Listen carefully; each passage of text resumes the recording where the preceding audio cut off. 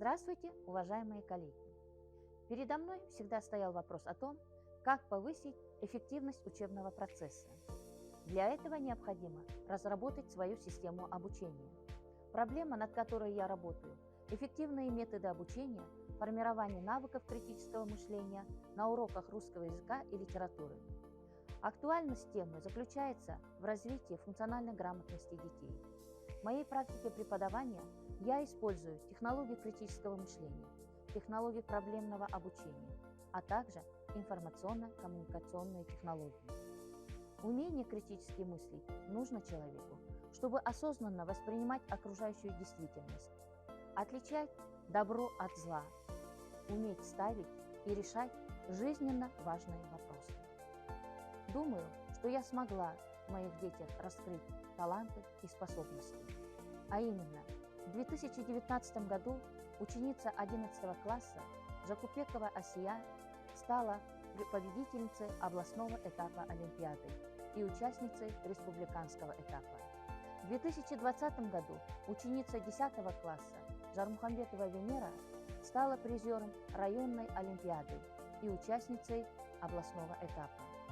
В 2022 году Темирхан Алихан, ученик 11 класса, был награжден грамотой на областном этапе Олимпиады. Также он является участником и победителем дебатных соревнований. Я считаю, что смогла научить детей находить выход из любой ситуации, не боясь ошибиться. Немало детей, благодаря использованию проблемного обучения, стали призерами и победителями творческих конкурсов различных олимпиад.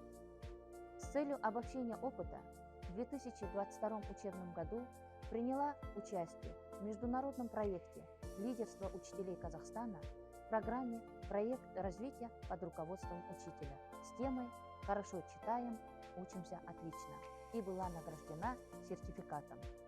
Приняла участие в международном форуме «Инновации в образовании траектории международного сотрудничества», провела мастер-классы у районного и областного уровня. Работа над проблемой должна вестись систематически.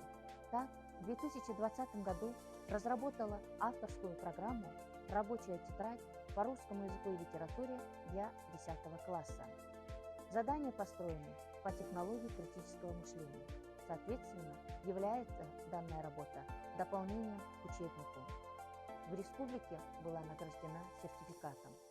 С актуальной темой развития навыков критического мышления, формирования коммуникабельной личности приняла участие в областных педагогических чтениях «Образовательные технологии преподавания русского языка и литературы», на котором заняла 2-е место и была награждена грамотой.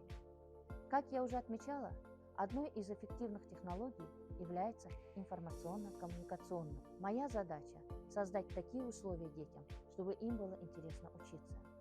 С целью обмена опытом с коллегами приняла участие в районном конкурсе «Лучший видеоурок по предмету» с использованием цифровых технологий, где была награждена грамотой за 2-е место. Учитель для детей является примером духовного богатства, помогающего раскрыть мир, познать себя. Я не перестаю учиться и повышать свой уровень знаний. Тому свидетельствует участие в международном конкурсе «Портфолио. Лидер-педагог-2020», где я заняла 3-е место и была награждена грамотой.